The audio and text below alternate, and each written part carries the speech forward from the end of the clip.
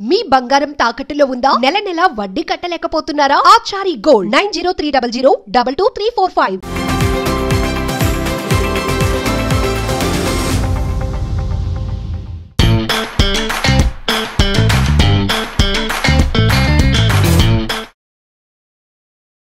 నమస్తే, welcome to our channel. నేను మీ దిలీప్. ఈరోజు మన స్టూడియోలో మనతో ఉన్నారు సినీ అనలిస్ట్ జిఆర్ మహర్షి గారు.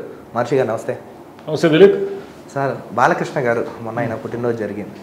నెక్స్ట్ ఆయన అంతకుముందు ఆయనకి పద్మభూషణ్ అవార్డు వచ్చినప్పుడు కూడా కొన్ని వ్యాఖ్యలు అయితే ఆయన చేయడం జరిగింది.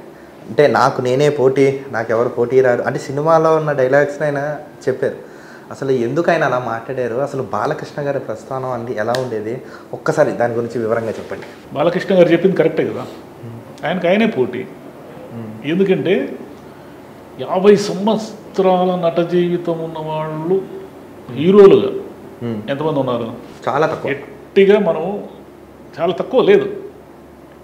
అమితాబ్ బచ్చన్ కూడా ఉన్నాడు కానీ చాలా కాలంగా, కానీ ఆయన హీరోగా లేడు. ఇప్పుడు హీరో నుంచి మామూలు క్యారెక్టర్ ఆర్టిస్ట్గా మారి చాలా కాలం అయింది. బాలకృష్ణ గారు మొదటి ఒక 3-4 సినిమాలు మినహాయిస్తే మిగతా అన్ని సినిమాల్లో కూడా ఆయనే హీరో. 50 ఇయర్స్ కెరీర్ హీరోగా దాదాపుగా ఎవరికి ఉంది. మొదట తాతమ్మ కళలో వచ్చారు ఆయన. తాతమ్మ కళ ఏమిటంటే భానుమతి గారు, ఎన్టీఆర్ గారు తీశారు. ఎన్టీఆర్ కుమారుడుగా ఆయన చూడ్డానికి వెళ్ళారు కానీ ఆ సినిమా పెద్దగా ఏం ఆడలే. ఓకే, జస్ట్ ఓకే, అంత రిజిస్టర్ కాలే. బాలకృష్ణ గారు ఎన్టీఆర్ అంతకుముందు హరికృష్ణ చేశాడు. హరికృష్ణ కూడా తల్లా పెళ్ళాం అనే సినిమాలో చేశారు. హరికృష్ణ రిజిస్టర్ అయ్యాడు. హరికృష్ణ మంచి పాట కూడా ఉంటుంది, బ్రహ్మం తాత చెప్పిందని. ఈయన తర్వాత రామ్ రహీం అని హరికృష్ణ బాలకృష్ణ ఇద్దరు అన్నదమ్ములుగా చేశారు. ఆ సినిమా చాలామంది చూశారు. ఎందుకు చూశారంటే ఓన్లీ బికాజ్ ఆఫ్ ఎన్టీఆర్ కుమారులే హీరోలుగా ఒక సినిమాలో చేశారు. చిన్నవాళ్ళు ఇంకా వాళ్ళు 74 అంటే ఎంత ఉంటుంది ఆయనకి? 14 ఏళ్ళు ఉంటాయి, 60 దగ్గర పుట్టారు ఆయన. ఆ తర్వాత ఆయన మెల్లిగా చిన్న అంటే వాళ్ళ నాన్నగారి సినిమాల్లో క్యారెక్టర్లు వేయడం మొదలుపెట్టారు. వేములవాడ భీమకవి అని, తర్వాత ఇది అన్నిటికంటే కీలకమైన సినిమా అన్నదమ్ముల అనుబంధం. అది యాదవంకి భారత్ అని హిందీ సినిమా అని తెలుగులో రీమేక్ చేశారు.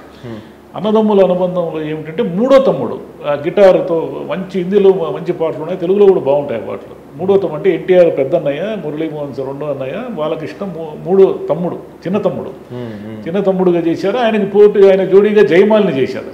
చాలామందికి గుర్తులేదు ఈ విషయం. జయమాలిని బాలకృష్ణ చేశారు పేరు. అది మంచి పాటలు ఉంటాయి దాంట్లో.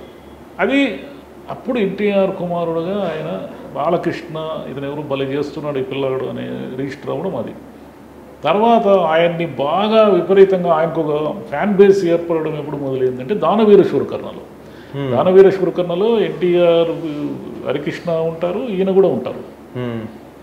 మన బాలకృష్ణ గారు ఏమిటంటే అభిమన్యుడు చేశారు. అభిమన్యుడు అనేది ఏమిటంటే అదొక క్రేజీ క్యారెక్టర్. మామూలుగా ఒక యూత్కి అట్రాక్ట్ చేసే క్యారెక్టర్ అది. మీకు ఇంతకుముందు వీరాభిమన్యులు కూడా శోభన్ బాబు గారు అభిమన్యుడిగా వేయడం వల్ల ఆ తర్వాత ఆయన సినిమా ఇండస్ట్రీలో నిలదొక్కున్నారు.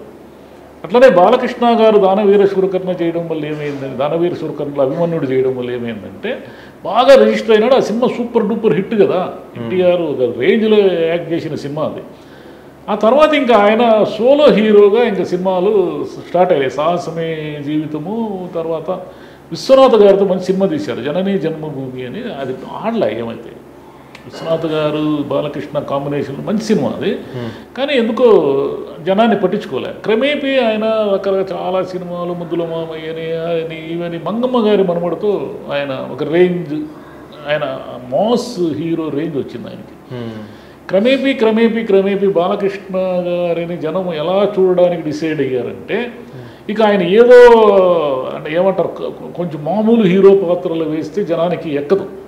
సమరసింహారెడ్డి తర్వాత వచ్చిన మార్పు ఏమిటంటే ఆయన ఒక రేంజ్లో విలన్లను కొట్టి, ఒక రేంజ్లో ఫైటింగ్లు చేసి, ఒక రేంజ్లో డైలాగులు చెప్తే తప్ప మామూలుగా ఆయన్ని యాక్సెప్ట్ చేసే పరిస్థితి లేదు ఇప్పుడు ఆడియన్స్. మీకు ఇప్పుడు ఈ మధ్య వచ్చిన వరుస సినిమాలు అన్నీ చూడండి, అఖండ కానీ, లెజెండ్ కానీ, సింహ కానీ, ఆ సమరసింహారెడ్డి తర్వాత వచ్చిన నరసింహనాయుడు కానీ, ఆ ఫ్లో అంతా మనం ఒకసారి చెక్ చేస్తే వీరసింహారెడ్డి, అన్నీ కూడా ఆయన హీరోయిజాన్ని హైలైట్ చేసే సినిమాలే తప్ప మామూలుగా ఆయన మునుపట్లాగా మంగమ్మ గారి మనమడిలోనూ లేకపోతే నారీ నారీ నడుమ మురారి లాగా ఆ సినిమాలు కూడా ఆడే. కానీ అలా ప్రేమికుడు, అలా లవర్ బాయ్ ఇలా యాక్సెప్ట్ చేయలేదు ఆయన్ని. ముద్దుల మామయ్యలో కూడా చాలా బాగుంటుంది ఆ సినిమా. ముద్దుల మామయ్య కూడా బాగుంటుంది. ఆ సినిమాలో కూడా ఆయన ఫైట్లు చేస్తే యాక్సెప్ట్ చేస్తున్నారు తప్ప, వీళ్ళ హీరోయిజం చూస్తే యాక్సెప్ట్ చేస్తున్నారు తప్ప, మామూలు హీరో అంటే ఇప్పుడు ఏమిటంటే ఇన్నేళ్ల తర్వాత ఇంకా ఆయన మామూలుగా రైలు ఎత్తితే తప్ప యాక్సెప్ట్ చేయరు. అంటే ఆయన హీరోయిజం మనం చూస్తారు కదా అఖండ 2లో ఆ త్రిశూలం అట్లా కత్తిరిస్తూ ఉంటే తప్ప యాక్సెప్ట్ చేయరు ఆయన. ఈ మొత్తం జర్నీ అంతా మనం గమనిస్తే, బాలకృష్ణ గారి జర్నీ గమనిస్తే, ఆయనలో చాలామంది ఇప్పుడు ఆయనలో కొన్ని మైనస్లు చెప్తారు. ఏమిటి ఆ మైనస్లు అంటే ఆయనకి కొంచెం ఎమోషనల్, కోపం వస్తే అభిమానులైనా సరే పెళ్ళిమని కొడతాడు, తిడతాడు, కేర్ చేయడు, ఇలాంటివి చెప్తారు. సెల్ఫీలు దిగాలంటే భయపడతారు, ఆయనతో సెల్ఫీ దిగాలంటే భయపడతారు, ఇవన్నీ చెప్తారు కదా. ఇవన్నీ చెప్పినా ఆయనలో ఉన్న సుగుణాలను కూడా మనం చాలా సుగుణాలు ఉన్నాయి ఆయనలో. ఎందుకంటే మిగతా హీరోలకి ఎవరికీ లేనటువంటి ఒక గొప్ప లెగసీ ఉంది ఆయనకి. వాళ్ళ నాన్న ఎవరు? ఎన్టీ రామారావు గారు. ఎన్టీ రామారావు గారు అంటే తెలుగు సినీ ఇండస్ట్రీలో రారాజు. అలాంటి ఎన్టీ రామారావు గారి వారసుడుగా ఆయన వచ్చాడు, ఒకటి. రెండు, ఒక గొప్ప నటుడే కాకుండా ఒక ముఖ్యమంత్రి కూడా ఎన్టీ రామారావు. ఒక ముఖ్యమంత్రి కొడుకుగా, ఒక గొప్ప నటుడి కొడుకుగా ఆయన తన ప్రస్థానం బిగిన్ చేశారు.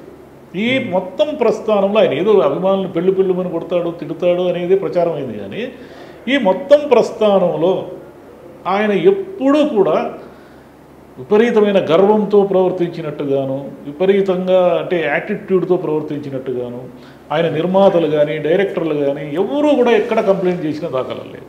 పోనీ ఆయన రాజకీయ జీవితాన్ని ఒకసారి మనం మొత్తం పరిశీలిస్తే, ఎన్టీ రామారావు గారు మదనపల్లిలో చెప్పారు, 1984లోనే చెప్పారు, బాలకృష్ణే నా వారసుడు అని. అంటే ఆయనకి ఆ యాంబిషన్ కనుక ఉంటే నెక్స్ట్ ముఖ్యమంత్రి ఆయనే తెలుగుదేశంలో. కానీ ఆయన ఏమనుకున్నారు? సినిమానే ఎంచుకున్నారు. అంటే ఏమిటి, ఆయన హిందూపురం ఎమ్మెల్యేగా ఇంతకాలం ఉన్నారు కదా అంటే ఆ పార్టీ గురించి మళ్ళీ మాడతాం. సినిమానే ప్రధానంగా ఎంచుకోవడము, సినిమా షూటింగ్లకి కరెక్ట్గా రావడము, డైరెక్టర్లకి నిర్మాతలకి ఆయనతో తీసిన వాళ్ళే పదే సినిమాలు తీశారు, గమనించారు. ఆయనతో ఒకసారి నిర్మాతలు అలవాటు పడితే, డైరెక్టర్లు అలవాటు పడితే అనేక కోదండరామరెడ్డి గారు చాలా సినిమాలు తీశారు, రాఘవేంద్రరావు గారు తీశారు, కోడి రామకృష్ణ గారు తీశారు. ఆయనతో ఎప్పుడూ కూడా కంటిన్యూగా జర్నీ కోరుకున్నారు. అంటే ఏమిటి, ఆయన అంత కోఆపరేటివ్గా ఉంటేనే కదా. రాజకీయంగా వాళ్ళ నాన్న ముఖ్యమంత్రిగా ఉన్నప్పుడు కూడా ఆయన ఏనాడు నేను ముఖ్యమంత్రి కొడుకును, నేను సినిమా హీరోను అని బాలకృష్ణ గారు పలానా విషయంలో వేలు పెట్టారని కానీ, అధికార దుర్వినియోగం చేశారని కానీ, పొలిటికల్ ఇంటర్ఫియరెన్స్ ఉందని కానీ ఒక్కసారి కూడా ఆయన మీద ఆరోపణ రాలేదు. ఆయన ప్రత్యర్థులు కూడా, కాంగ్రెస్ ఆయన ప్రత్యర్థులు కదా, ఆయన కాంగ్రెస్లో ఉన్న ప్రత్యర్థులు కూడా ఏనాడు కూడా ఆయన్ని బాలకృష్ణ ఆ రాజకీయాల్లో వెలుపెట్టాడు, ఈ రాజకీయాల్లో వెలుపెట్టాడు, ముఖ్యమంత్రి కొడుకుగా షాడో అధికారం చెలాయిస్తున్నాడని కానీ ఏనాడు రాదు. ఒక్క విమర్శ కూడా, రాజకీయ అవినీతి ఆరోపణలు కానీ ఏనాడు ఎరగడైన. ఇది చాలా పెద్ద విషయం కదా.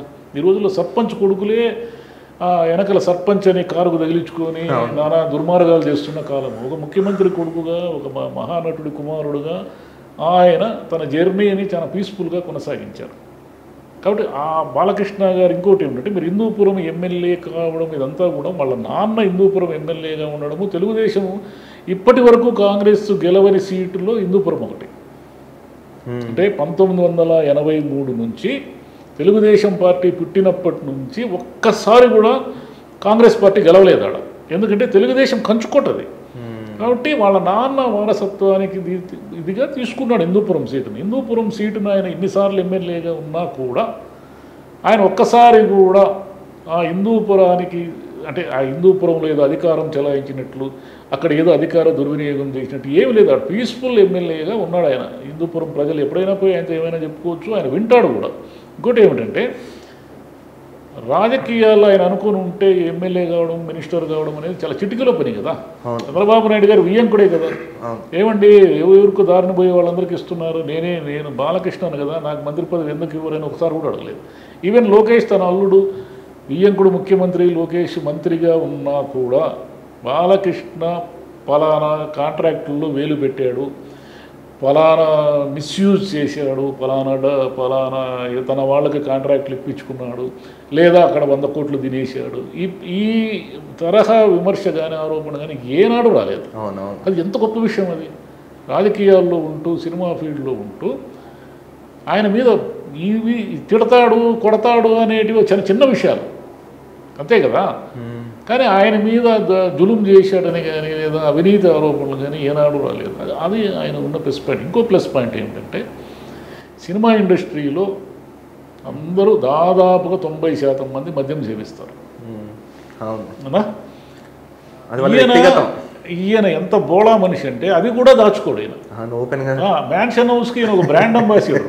తమాషా ఏమంటే మ్యాన్షన్ హౌస్ అనేది చాలా మామూలు బ్రాండ్. అది అంటే ఒక 200 క్వార్టర్ దొరికే అంత మామూలు బ్రాండ్. అది అంత మామూలు బ్రాండ్ని ఆయన ఇష్టంగా తీసుకోవడమే కాకుండా నేను తీసుకుంటాను అనేది కూడా ఎన్నో వీడియోలు, నాకు 1-2 వీడియోలు కూడా ఉంటాయి. మ్యాన్షన్ హౌస్ అంటే మన బాలకృష్ణ గారి బ్రాండు అనే అంత పేరు పొందింది. అంటే బోళా మనిషి అనమాట. తనలో ఉన్న తన ఇష్టాలను కూడా ఏది దాచుకోలేడు. అట్లా బాలకృష్ణ గారిలో పాజిటివ్ పాయింట్స్. ఆయన ఒకనొక క్రైసిస్లో కూడా ఆయన ఏమిటంటే చాలా జాగ్రత్తగా వ్యవహరించాడు. మన కుటుంబంలో వచ్చిన ఒక క్రైసిస్ ఉంది కదా, అప్పుడు చంద్రబాబు నాయుడు గారు, ఎన్టీ రామారావు గారి మీద పార్టీ చీలిపోవడం, వీటన్నిటిలో కూడా బాలకృష్ణ గారు చాలా బ్యాలెన్స్డ్గా చాలా మెచ్యూరిటీగా వ్యవహరించారు. ఎక్కడ కూడా ఆయన ఆవేశంగా నోటికొచ్చినట్లు మాట్లాడడం కానీ, ఏ దశలో కూడా మామూలుగా బాలకృష్ణ పేరు చెప్తే మన సినిమాల్లో కానీ బయట కానీ మనకి ఏమనిపిస్తుంది, ఆయన ఎమోషనల్ కంట్రోల్ ఉండదు, నోరు టంగ్ స్లిప్ అవుతాడు, ఇవన్నీ ఉన్నాయి కదా. మీరు ఒకసారి గమనించండి, ఆయన జర్నీని మొత్తం గమనించండి. కీలకమైన ఏ సిచ్యువేషన్లో కూడా ఆయన నోరు జారి జనాల్ని అంటే తన గిట్టని వాళ్ళను, తనకు కావలసిన వాళ్ళను ఏమైనా ఎవరైనా తీసుకోండి దూషించినట్లుగా దాఖలాలు. ఇంకా హరికృష్ణ గారు వాళ్ళ బావ మీద తిరుగుబాటు చేశారు, పార్టీ పెట్టారు, గొడవ చాలా జరిగింది. కానీ ఈ మొత్తం ఇష్యూలో బాలకృష్ణ గారి పేరు పెద్దగా మనకి ఎక్కడ వినపడలేదు. జూనియర్ ఎన్టీఆర్ ఇష్యూలో కూడా మనం ఒకసారి తీసుకుంటే ఆయన చాలా నార్మల్గా దాన్ని డీల్ చేశాడే తప్ప దాన్ని ఏదో ఒక ఆయన కుటుంబానికి సంబంధించిన ఏమైనా తీసుకోండి మీరు, చాలా మెచ్యూరిటీతో చాలా జెంటిల్గా మాట్లాడిన బాలకృష్ణనే కనిపిస్తాడు తప్ప నోటికి వచ్చినట్లు కంట్రోల్ లేకుండా మాట్లాడిన బాలకృష్ణ గారు కనపడరు. ఈ అభిమానులు ఈ గోల్ అంటారా, వీళ్ళు ఓవర్ చేసేసి ఆయన మీద పడిపోయి ఆయన దాదాపు ఆయన ఏమంటారు, ఆయన కనుక ప్రొటెస్ట్ చేయకపోతే ఆయన మీద పడి ఎక్కడ రక్కేస్తారు అనేంతగా ఉంది ఆయన మీద అభిమానం. కాబట్టి ఆ కోపం వచ్చినప్పుడు మనకు అవే గుర్తుంటాయి. పెళ్ళి మనకు కొట్టాడు, వాడిని తిట్టాడు, ఇంటి తిట్టాడు, బాలకృష్ణ జోలికి పోవద్దండి అంటూ ఉంటారు కదా. కానీ ఆయన ఒక ఎన్టీ రామారావు గారి కుమారుడుగా 50 ఏళ్ళు సినిమా ఇండస్ట్రీ అంటే ఏ తండ్రి వారసుడైనా తాను కష్టపడితే తప్ప నిలబెట్టుకోలేడు. సినిమా ఇండస్ట్రీలో ఎంతోమంది హీరోలు ఉన్నారు, ఎంతోమంది పిల్లలు ఉన్నారు కదా, వాళ్ళందరూ హీరోలు కాలేదు, వాళ్ళు ఎవరు 50 ఏళ్ళు లేరు కదా. అట్లా ఒక ముఖ్యమంత్రి కుమారుడుగా కూడా రాజకీయాల్లో తనకి ఏం కావాలి, ఎంత కావాలో, తన రోల్ ఏంటో అంతే. ఇప్పుడు చంద్రబాబు నాయుడు గారితో ఏదో దాన్ని ఏమంటారు సంఘర్షణ పెట్టుకొని ఆ రోజుల్లో నేను చెప్పేది నేనేదో ముఖ్యమంత్రి అయిపోతాను, మీరు మా నాన్నగారి వారసత్వం అని కూడా అనలేదు ఆయన. ఎందుకంటే తనకు రాజకీయాలు సరిపడవు, తాను రాజకీయాల్లో ఇమ్మడలేను. అంటే రాజకీయాల్లో ఏమిటంటే సినిమాల్లో కంటే ఎక్కువ నటించాల్సి ఉంటుంది.